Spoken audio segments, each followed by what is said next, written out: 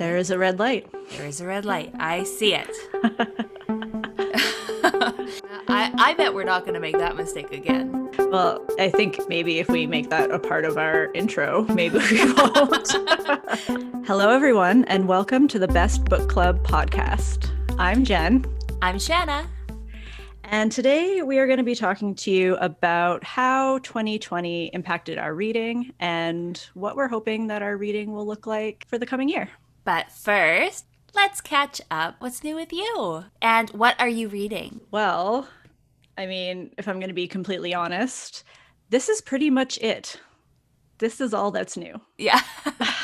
Yeah. Yeah, I guess setting up a podcast is big enough. It's pretty big. And realistically, there's not a whole lot to do with the current state of the world. So other than the gigantic amount of work that I do constantly. Yeah, right? This is the most exciting thing I got. And as for what I'm reading, I'm actually just reading the book club book. So yeah, I started it today. So The House in the Cerulean Sea. It is, I don't want to say pretty much anything about it yet, but so far it is real good. Yeah, I've been smiling the entire time. I'm not very far into it, but yeah, it's been just smiles. Yeah, it's really funny. And I think it's kind of perfect for starting the new year, especially given how last year went.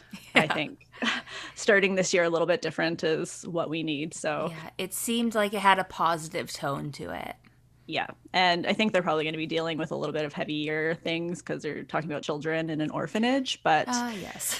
But so far it's funny. So I'm good. I'm happy. So if you haven't picked it up yet and you aren't planning on participating, you should, because I think it's going to be worth it. Yeah, I am really liking it so far. I did not realize that this printing shortage, it looks like it's affecting the paperback release because at least here, it's been really, really hard to find in hardback or paperback.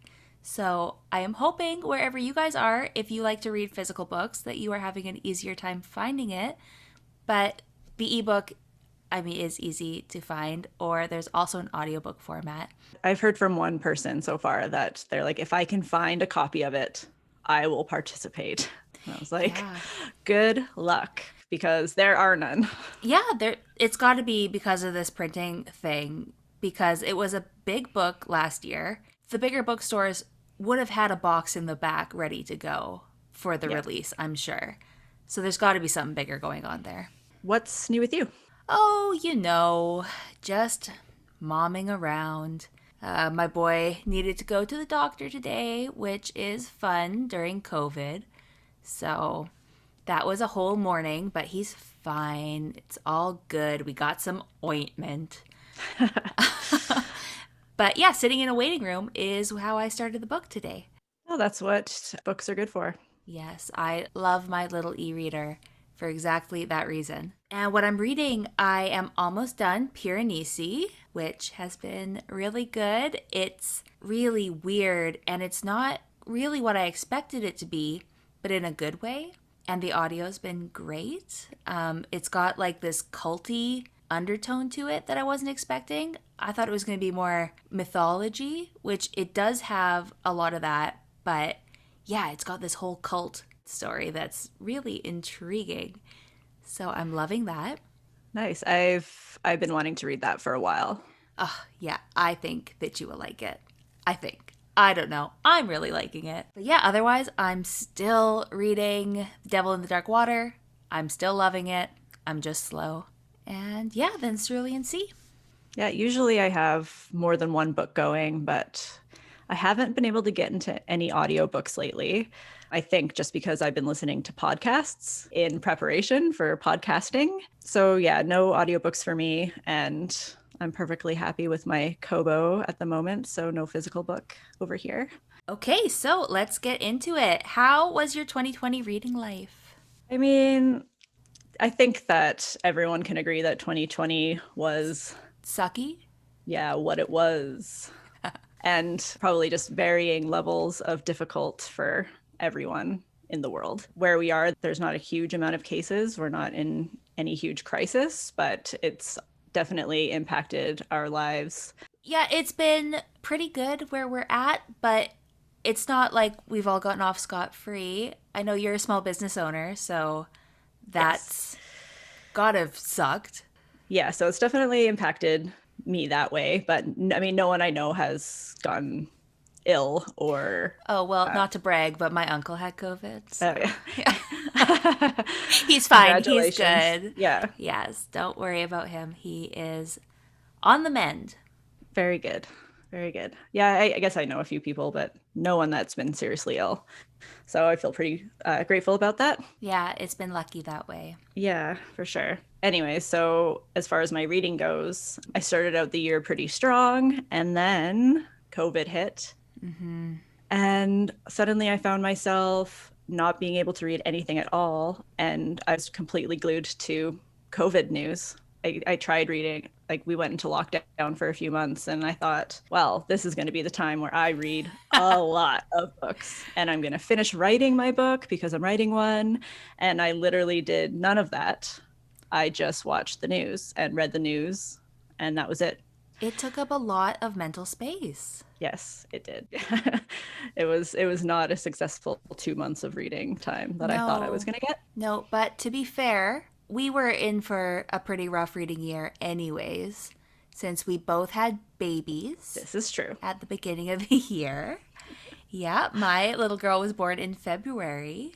And mine was born at the end of April, so kind of right at the end of our lockdown here. Yeah, Campery was born, and then the next month, the whole world shut down. I felt lucky, however, that at least she was born before everything got crazy. So hospital visitations were still a thing, and people got to meet her for the first month before we had to shut everything down. Yeah, and when Calliope was born, nobody saw her or met her for quite a long time. There was a lot of just holding her up from afar and saying, Yeah. look, this is what I made. Yeah, at least I get pictures all the time. So Yes. I've got that. Because of the joy of modern technology, people are actually able to Yes. see her quite often, but not in person, unfortunately. Yeah, so our reading, as far as having a baby goes, I mean, it kind of takes over. So, yeah, not a whole lot of reading was happening then either. No. So there's probably a good 4 months where I read, but not to the level that I normally do. Well, the sleep deprivation is real with a newborn, and physically, you're exhausted. And then mentally, when you throw COVID on top of everything, I am shocked that I hit my 62 books this year. Like, when I actually counted up my books at the end, I was like, wow, I am superhuman. Yeah, I mean, I'd have to agree with that. I mean, you beat me. I did 48, and I mean, if anybody was actually to dissect my 48, it would be not 48. Yeah, there's a few books that I didn't finish because I hated them. And there was one children's book. I mean, I guess most of them counted. Was the children's book The Boy, the Horse, the Fox, and the Mole? Yes. Yes, good. Because I also read that one. I didn't count it, but I think I should have because it's lovely. It's long, it's slow to read, but oh, what a lovely little book. I totally think it counts. Yeah. Well, I mean, it was a gift from you, so I think So that great taste. yes, exactly. I wrote it down after I read it, and then when I look back, I thought, maybe that shouldn't be in my list. And then I was like, I'm keeping it because it was great. It's such a cute little book. It's not like Franklin or anything, so I think it counts. Yeah, I don't count the picture books, but if I did, I would be in the hundreds. Yeah. We read like 3 picture books a night over here. Yeah, maybe you should count them. I mean, why I not? should. Then when people are asking me, I'm like, oh yeah, I read 260 books this year. What's wrong with you?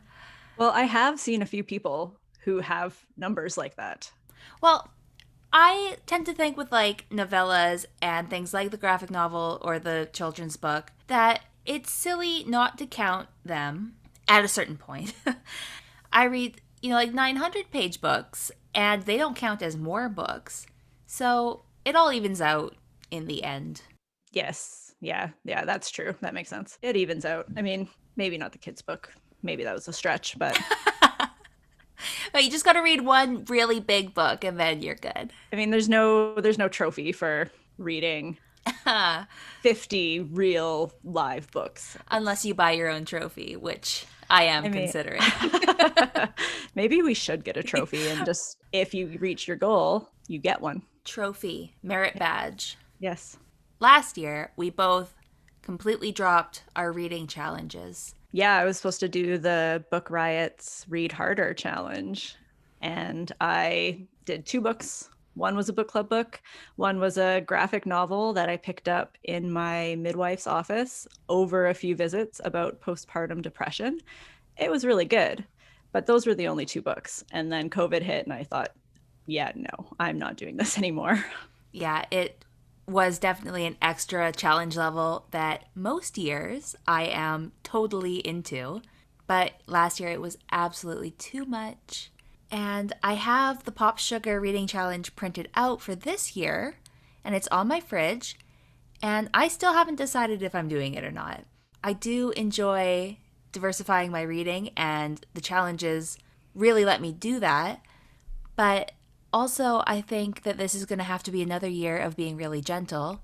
Since I will be having another baby, I'm going to have 2 other ones that are under 4, and the pandemic isn't actually over. So I think gentle is the way to go. Yeah, I would have to agree. And I have both of the Pop Sugar and the Read Harder challenges printed off. And as I'm looking at some of the prompts, I really like some of them because they do help to diversify my reading. But some of them are just stupid. Yeah, not for you? No, like, I don't really care if I read a book by an author who shares my zodiac sign. I don't care. What? Yeah, maybe not this year. Some years it's fun. Sometimes, like, there's really good ones, like an Afro-futurist book. I didn't know what that was until I looked it up, which, I mean, I guess maybe I should say what that is just in case Yes. no one else here knows what that is. So it was a term coined in the 1990s by Mark Derry in his article Black to the Future, which describes music, literature, and art that contains elements of science fiction, fantasy, magical realism, historical fiction, Afrocentricity, and non-Western cosmologies. The genre primarily critiques past and present dilemmas faced by people of color while also imagining futures for those groups. That sounds like a genre I would be interested in checking out. And not something that you typically look for. Like, if you come across it in the fiction section of the bookstore and it sounds interesting, cool. But it's not something that, like, I think to seek out without a prompt. No, and especially because I've never heard of it before. But yeah, zodiac sign. No, Yeah. I just don't care about that. Not last year, but the year before, there was read a cli-fi, and I had never heard of a cli-fi before, which turns out is climate fiction, which is just fiction based around like climate change or the environment has something to do with the plot. And yeah, so I read one of those and I learned about that genre. So there are definitely pros to doing the challenges. So I think probably what I'll do this year is I'll have both of them. And then, if I need a prompt, I'm not sure what to read, I'll look for an interesting prompt and go with it instead of trying to force all the books that I read in a year to fit into the prompts because I really only want to read what I want to read. Yeah. Yeah. I'm hoping that maybe I'll accidentally read everything on the right. challenge. Who knows if I read enough. Yeah, in 2019, we did the Pop Sugar Challenge, and I think I did about half of it. But I recall really forcing some books into some categories, and it was a pretty big stretch sometimes. I didn't allow myself to double up, but I think you're allowed, for the challenge rules. I think that I would have had an easier time if I would have allowed myself to put the same book in multiple categories. Yeah, I didn't do that either. Maybe we should have. Yeah. Or we could be like Steph, who literally did every prompt. Yes, I did finish that one that year as well. I know her and I were doing like a little party. Yeah, you guys rocked it. Yes, because we're very good. Yeah. Yeah, and I was like, I don't care. It was a lot of extra, and that's why I just I knew I was going to be dropping it right away last year because I took how difficult it was to complete the year before and said, I do not need that in my life right now. No, it was a heavy enough year. We didn't need Yeah. any extra challenges for sure. What were your favorite reads last year for 2020? Well, I think we have a pretty similar list going on. Yes. Considering we read pretty similar, really good books. We do, yes. We do exchange book ideas quite frequently. So Yes. It makes sense we'd have some overlap. So my top 3 are The Song of Achilles by Madeline Miller. Me too. My favorite read last year. It was so good. So good. And I think we'll be talking about this next week. Yes, that is next week. Tune in. We're going to do a whole overview, spoiler-rific dissection of The Song of Achilles and how much we loved it. Yes, because it was so good. Number 2 is A Man Called Ove, or Uwe. Uwe, yes. By Frederick Backman. And then number 3 is Anxious People by Frederick Backman. Yes, A Man Called Uwe was also on my list. I just adored that book, and Frederick Backman he's incredible. I honestly have not read anything by him that I have not loved. And if I hadn't read A Man Called Uwe this year, Anxious People totally would have been in my top 3. But I did, and I liked Uwe a little bit more. Yeah, fair enough. My third was The 7 Deaths of Evelyn Hardcastle by Stuart Turton. It was the first book I picked up after having my daughter that gripped me and got me back into that reading zone. So it's got that like positive connotation for me, but it also had such a cool concept, and it was a mystery thriller kind of deal with this weird time stuff going on and supernatural elements. I just loved it so much. And I definitely plan on borrowing that very soon. Yes, it is just sitting here wishing that it could leave. And it will soon. Anything else to say about 2020? No, I've only got 2021 stuff. All right. So as far as challenges that I do want to do this year, since I've told you what I don't want to do this year, there's a booktuber that I watch. His name's Max Reads, and I like him. He did a wrap-up from last year, and one of his goals was to read his height in books, which I really, really like because he didn't like the counting of like tiny books versus big books all counting as the same thing. And he's really tall. He's 6'2", so he tried to read his height. And I thought that was really fun, so I think I'm going to try and do that. Oh, although I guess, you know what? I can't do that. Ebooks. I read too many ebooks. And audiobooks. Oh, crap. I know, I was thinking that just as you were saying it, I was like, that's a great idea, especially because, I mean, we're not very tall, so. I know, I'm only 5'4", easy peasy.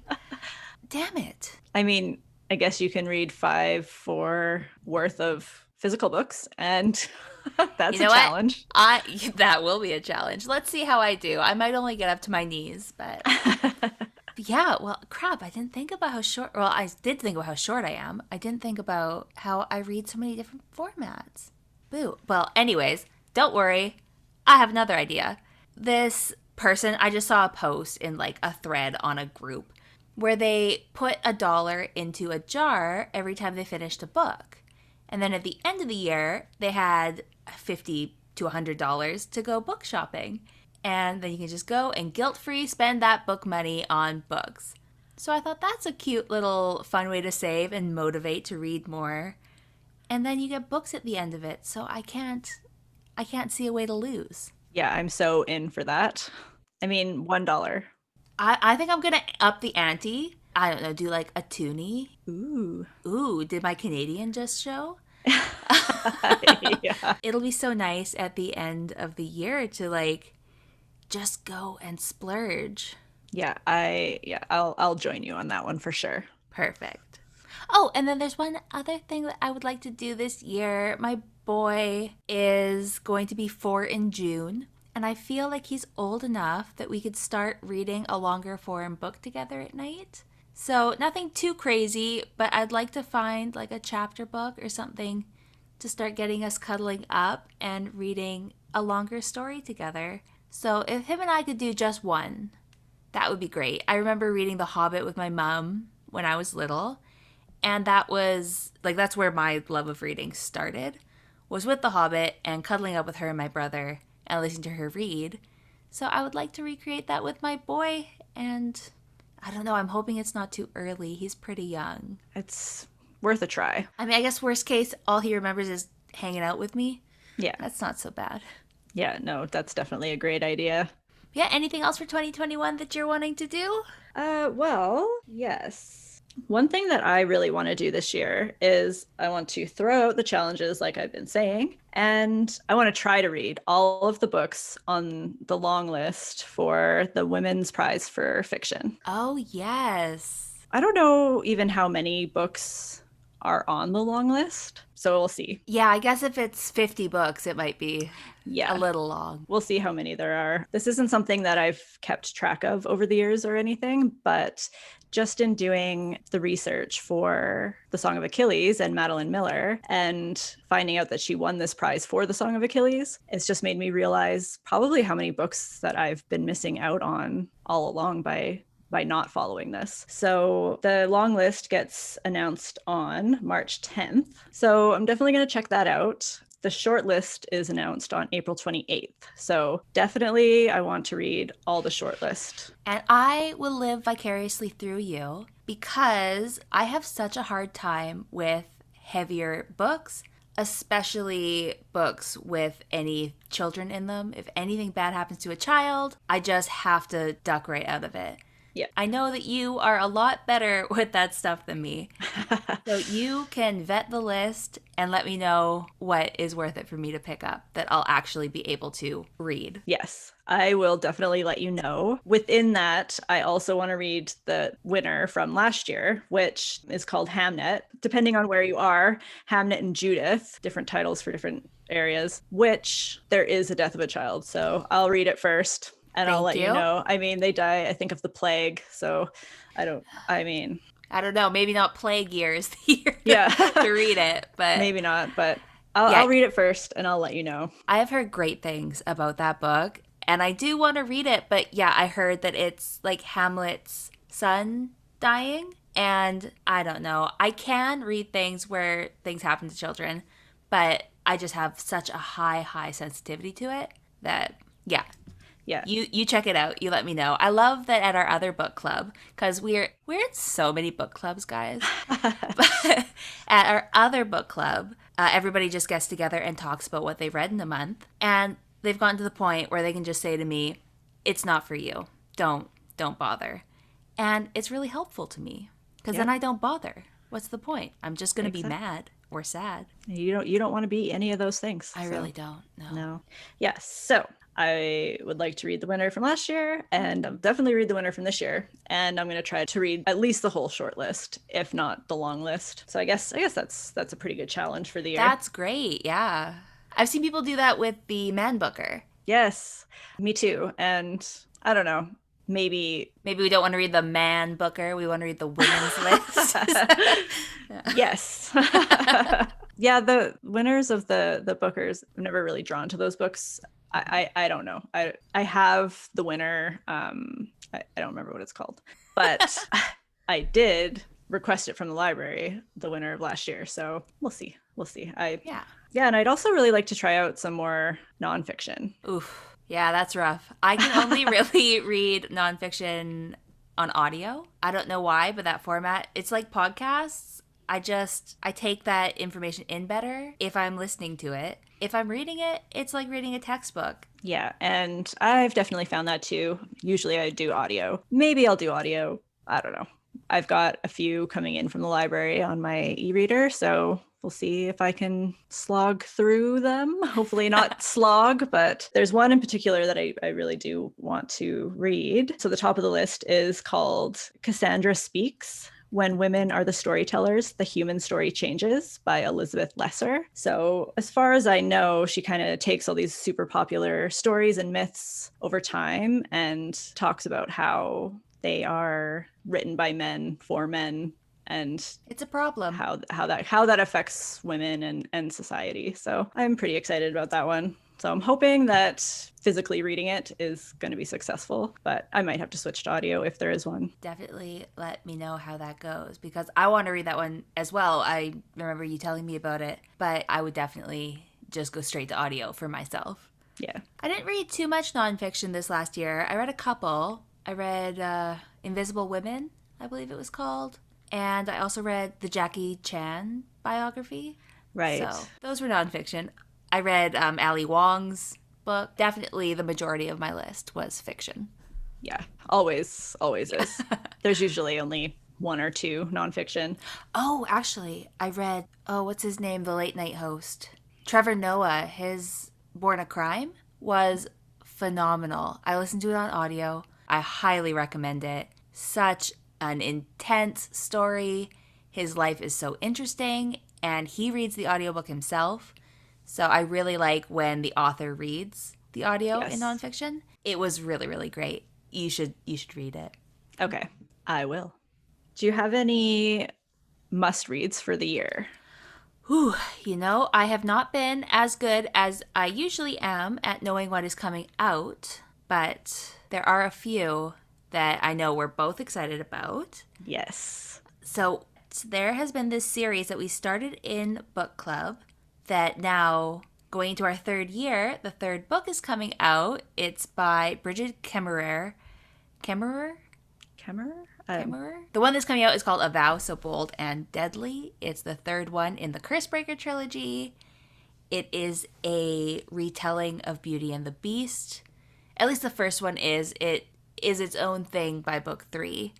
But I am so excited. I really love those books. I know. I actually can't wait. And for our In Real Life book club, not everyone has read the other 2 books. So when the third one comes out, we were thinking about doing a second not secret, but a little bonus book club. A little bonus book club. So maybe if there's any interest, we could also do a little bonus book club here. Yes, we definitely should.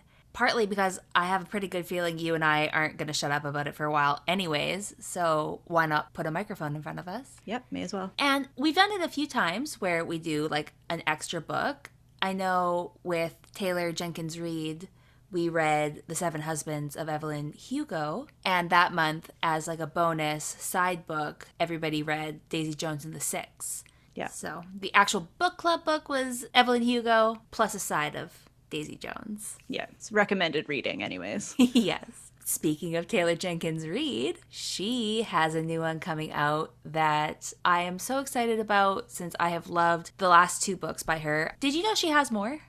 What? Yeah, she has other books that she's written before. Okay, I guess we have a lot of reading to do. I think they're in the romance genre.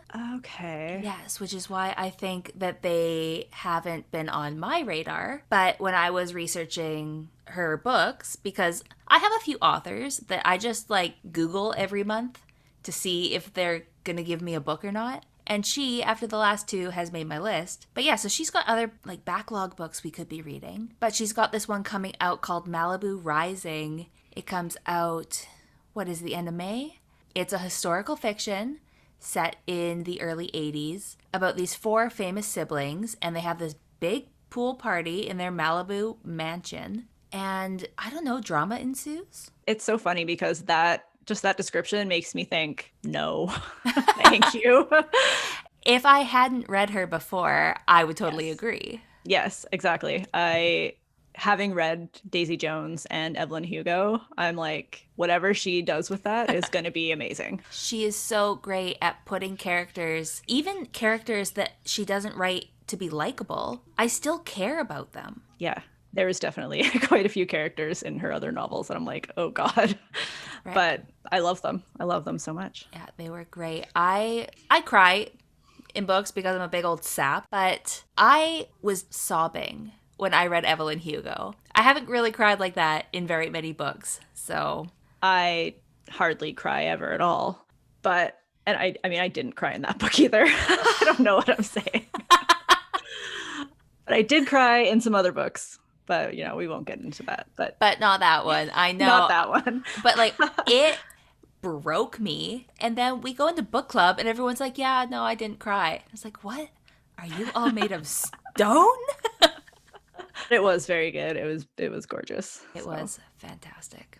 So yeah, I'm very much looking forward to both of those books coming out this year. Yeah, so a couple of the other ones, which I think you are going to be really into this one, is called A Thousand Ships. It's by, who is it by?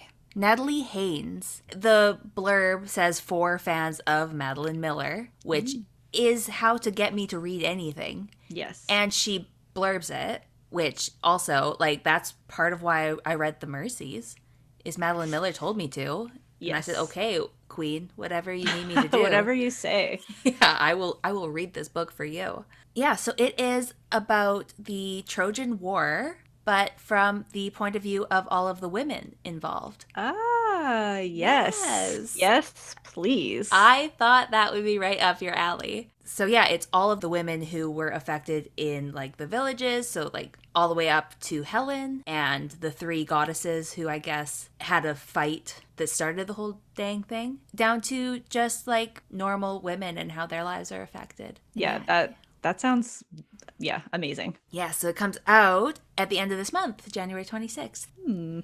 So yeah, I think with that one, I'll give it a try. I don't know anything about this author, but if Madeline Miller says it's good, I'll try it.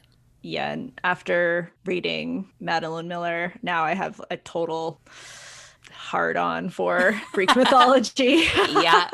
I couldn't think of any other way to describe it. That's what it is. But you know, it's accurate. And then, yeah, there's the last one that's kind of been on my radar is actually already out. It came out at the end of December, so it's hot off the presses. It's called The Mystery of Mrs Christie. Anybody who knows me knows I am a huge Agatha Christie fan. And this book is by a lady named Marie Benedict, which is 10 more points in my book because I love the name Benedict. Obviously, it's my boy's name. Obviously. So she's probably cool. Yes. So Agatha Christie actually in, I think it's 1962, no, not 62, 26. In 1926, disappeared for 11 days. She just straight up disappeared off the face of the earth, and then 11 days later reappeared after a whole manhunt and had absolutely no recollection of those 11 days. So this is historical fiction filling in that time and I guess making up what happened. I'm here for it. I am intrigued at the very least and will definitely give it a try. Yeah, I saw that one too and I thought of you right away. Yeah. I mean, I had no idea that happened to her. So just learning about that kind of gave a whole new level of coolness to her. Some people say that it may have been like a publicity stunt. Well, she rocked that then.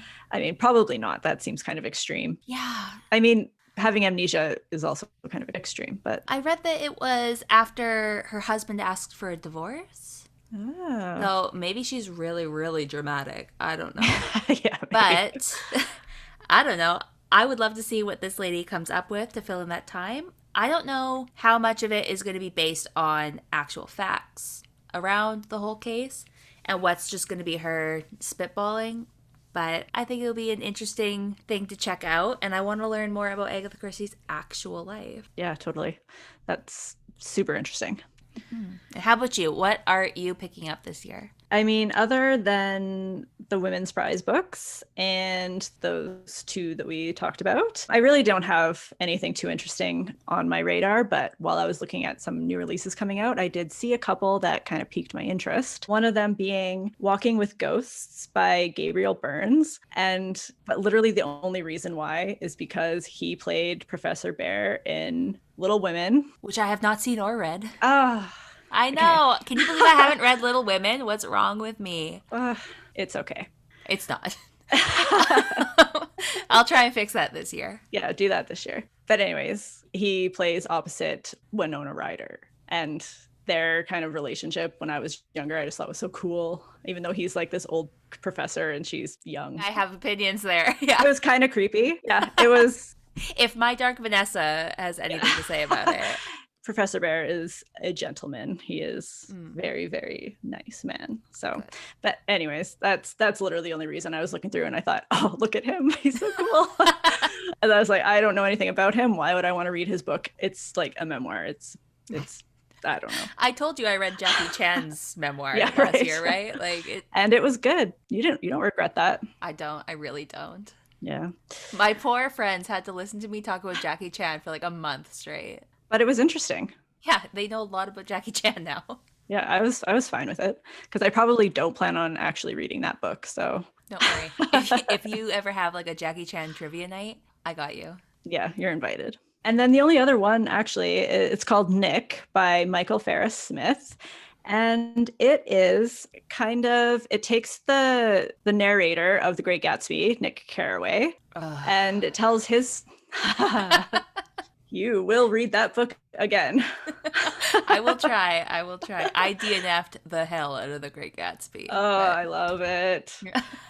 you and everyone else that I know. Yes, it's been many years since I've read it, but I loved it. Yeah, so this book kind of tells the story of Nick and how he came to be, which I don't know much more than that, but I loved Gatsby, and so anything kind of surrounding that, I think I'll enjoy. That is making me think that I have seen this one and thought of you and Janelle because I know you guys were super into The Great Gatsby. Yeah. But then I said, no, not for me. Maybe one day, but I'll read it first, and then I'll let you know. thank you. Thank you. But yeah, no, I'm a Gatsby fan, and the book and the movies. So good. I tried to listen to the audiobook and I could not believe how bored I was. Maybe it just doesn't transfer well on audio. Maybe I might just have to try it physical, and then if I still can't do it, then whatever. Yeah. It can take a hike. But Yeah. I do want to give it another try because so many of the readers in my life really, really love it. So there's got to be something there. I know not every book is for every reader, but I will give it one more fair shot. Okay, it's very, very small. I do like that. Yeah, very small, like children's book small. But you know what? Small books, it doesn't necessarily make me read them because, Yeah. what is it, Mice and Men? Yeah. I've had that chilling on my shelf for a year. And it's, 30 pages long, and I can't seem to pick it up. Yeah, I mean, I read that in high school, so I'll never read it again just because of that reason. Everybody knows about it except for me, and I'm having some major FOMO about it. I guess it's not really FOMO, it's just Yeah. Missing out. Missing out. One day. This year. Oh, I am signing myself up for a lot of books this year. Okay, they're small. You can do it. They are small, yes. Yeah, that's pretty much all I have in terms of what I'm excited for. Sounds. Well, actually, I didn't think those last two sounded good at all, but they sounded great for you. I mean, will I read them? I don't know. Yes. They're probably on the bottom of my anticipated reads. So I haven't found a whole lot coming out so far this year, but usually I feel like at this time of the year I've got a little bit more oomph and getting ready to read what's coming out because I am that friend who's like, I have researched 4 books coming out this year that you will enjoy, and I just haven't really found a lot yet this year. I am really, really hoping that, the people that I'm constantly checking up on, Patrick Rothfuss, George R. R. Martin, Madeline Miller, I am hoping that one of them will announce a book because that would fill my heart with joy. yeah, I mean, probably not, in all honesty. Don't break my spirit, Jen. It's only the beginning of the year. Yeah, it's not looking good. No, but Patrick Rothfuss has actually been talking about the 3rd book, which he was not doing before. So I'm hoping that maybe that's like an indicator that he's trying to get us thinking about it again. Or he's just at least talking about it. Yes, which is better than not. Which is usually what happens before actually writing it. I'm sorry. No, it's true though. It's been a long time. Yes. I just love those books so much, though. I want it so bad. So, like we were saying before, next week we're going to be talking about the Song of Achilles, which I'm really excited about since I haven't shut up about it for a year.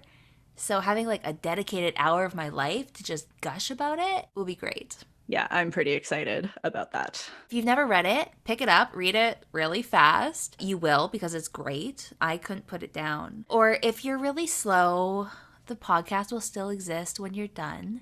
Or if you don't care about spoilers, you can just listen to it too. Yep, totally. But there will be spoilers, so you've been warned. Yeah, so many. We're not holding back.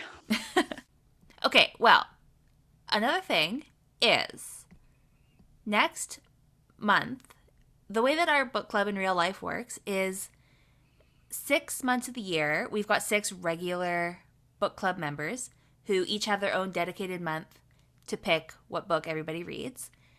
And then for the other 6 months of the year, we put in suggestions based around a theme for that month. So February is Black History Month.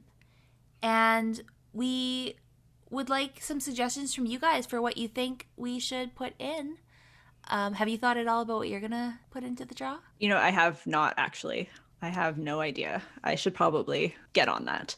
Or you guys should also just give us some suggestions. Yes, I have never read. I've been thinking about it a little bit. I have never read any Toni Morrison. Oh, yeah. Black History Month seems like the month to do it. So, but I don't know which one would be like the place to start. So if anybody has a favorite Toni Morrison book that they can recommend to me to put in for the book club draw, I would love that. And that's all. That's all. When do they have to have the Cerulean Sea read by? Cerulean Sea read by the 20th.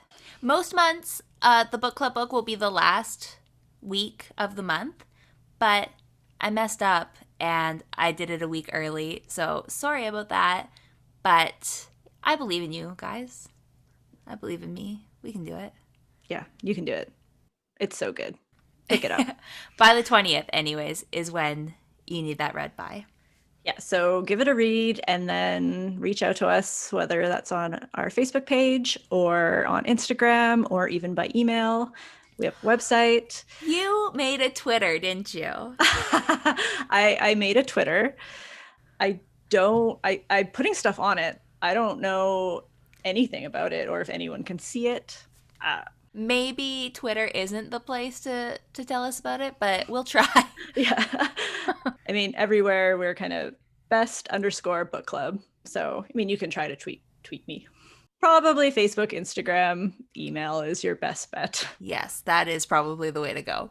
But yeah, let us know questions that you might have for us, any comments, and we will let you know what we think of that. Yes. Okay. Well, yeah, you can find me on all of those places. And I'm also on YouTube as Shanna K. So go over there, watch me, subscribe. I love it. Yeah, and I'm on Facebook. We'll put all the links down in the show notes so you can just hop right over and read and watch our stuff. Awesome. And yeah, you can find this podcast pretty much anywhere that podcasts can be listened to at this point. I think we're still waiting on iTunes. Oh, okay. But everywhere else we are. Everywhere else. Don't forget to subscribe and write us a review so that it makes it easier for other people to find us. It helps a ton, and we appreciate it. Yes, thank you. Thanks for hanging out with us. We will talk at you next week. Keep reading, and enjoy your week. Bye. Bye. Bye.